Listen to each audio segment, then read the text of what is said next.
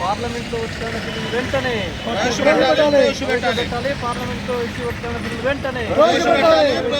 పార్లమెంట్లో ఎస్సీ ఉత్కరణ బిల్లులు వెంటనే ప్రవేశపెట్టాలి. పార్లమెంట్లో ఎస్సీ ఉత్కరణ బిల్లులు వెంటనే ప్రవేశపెట్టాలి.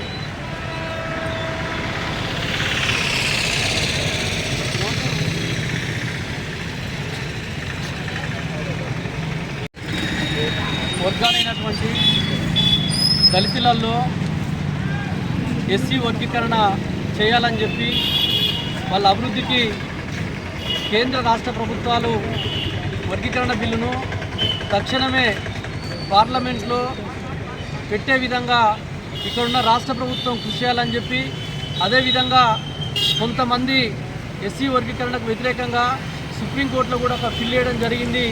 దాన్ని కూడా టెక్నికల్ ప్రాబ్లమ్ని కేంద్ర ప్రభుత్వం బాధ్యతగా తీసుకొని ఆ యొక్క సుప్రీంకోర్టులో నడుస్తున్నటువంటి కేసును కూడా కేంద్ర ప్రభుత్వమే బాధ్యతగా పరిష్కరించే విధంగా బాధ్యత తీసుకోవాలని చెప్పి తెలియజేస్తూ, అదేవిధంగా ఎస్సీ వర్గీకరణ బిల్లును తక్షణమే పార్లమెంట్లో ప్రవేశపెట్టాలని చెప్పి, ఈ పార్లమెంట్ సమావేశాలలో ప్రవేశపెట్టాలని చెప్పి ఆగస్టు 1-2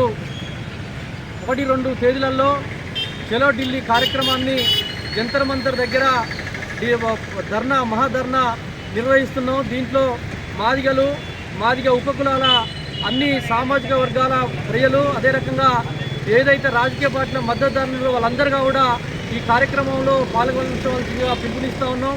అదే రకంగా ఈ కార్యక్రమానికి మద్దతుగా మన పార్లమెంటు ప్రతిపక్ష నేత అయినటువంటి రాహుల్ గాంధీ గారు కూడా ఈ యొక్క ధర్నాకు మద్దతుగా వస్తున్నాడు. అదే రకంగా వివిధ రాష్ట్రాల నుంచి ఎస్సీ వర్గీకరణకు మద్దతుగా ఎంపీలుగా కూడా మద్దతుగా వాళ్ళు వస్తూ ఉన్నారు. కాబట్టి అధిక సంఖ్యలో ఉన్నటువంటి ఎస్సీ మాదిగ ఉపకులాలు వివిధ రాజకీయ పార్టీలందరూ కూడా మద్దతు తెలిపి ఈ యొక్క మాదిగల అభివృద్ధి కొరకు, అదే రకంగా ఏదైతే ఈ దేశంలో అట్టడుగు వర్గంగా ఉండబడే మాదిగ ఉపకులాలు సామాజికంగా కానీ ఆర్థికంగా కానీ అన్ని రంగాల్లో వెనుకబడి ఉన్నారు. వీళ్లకు ఒక ఎస్సీ వర్గీకరణ ద్వారా వర్గీకరణ చేయాలని, అదే రకంగా వీళ్ళకు సంబంధించినటువంటి పెరిగిన జనాభాకు అనుకూలంగా దామాషా ప్రకారం వాళ్ళ యొక్క రిజర్వేషన్ శాతాన్ని 15% నుంచి కూడా 22% పెంచాలని కూడా ఈరోజు చలో ఢిల్లీ కార్యక్రమాన్ని ధర్నా నిర్వహిస్తూ ఉన్నాం.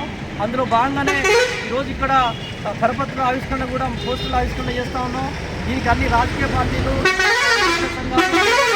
మద్దతు తెలపాలని ఈరోజు అందరు కూడా కోరుకుంటూ సెలవు తీసుకుంటాం. జై భీమ్.